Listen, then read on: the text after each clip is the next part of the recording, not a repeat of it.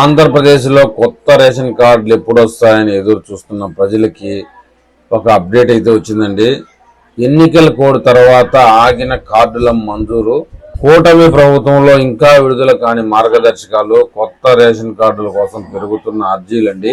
కొత్త రేషన్ కార్డుల కోసం లబ్ధిదారులు, అధికారులకు, ప్రజాప్రతినిధులకు అర్జీలు సమర్పిస్తున్నారు.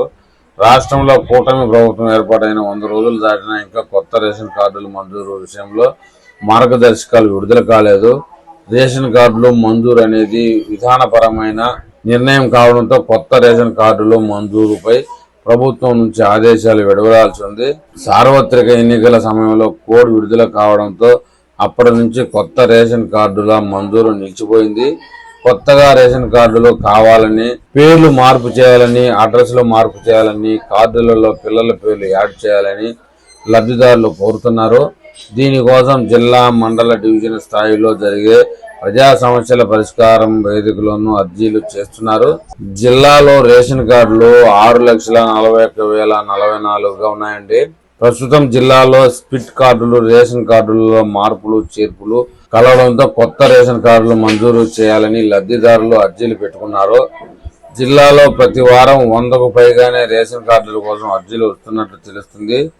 రేషన్ కార్డుల్లో మార్పులు, చేర్పుల కోసం ఎంతో కాలంగా లబ్ధిదారులు ఎదురు చూస్తున్నారని చెప్తున్నారు. కార్డులపై మంజూరుపై ఇంకా వెలువడిన ఆదేశాలండి.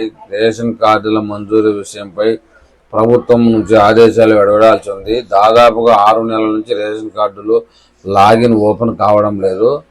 లబ్ధిదారుల నుంచి దరఖాస్తులు తీసుకోవడానికి అవకాశం లేకుండానే పోయిందని చెప్తున్నారు. ప్రభుత్వం నుంచి రేషన్ కార్డుల మంజూరు విషయమై మార్గదర్శకాలు విడుదలైతేనే గ్రామ, వార్డు సచివాలయాల లబ్ధిదారులు దరఖాస్తులు చేసుకోవడానికి అవకాశం ఏర్పడుతుంది. గత ప్రభుత్వ హయాంలో కొంతమందికి అర్హత ఉండి రేషన్ కార్డులు వివిధ కారణాల వల్ల రద్దు చేయబడ్డాయి.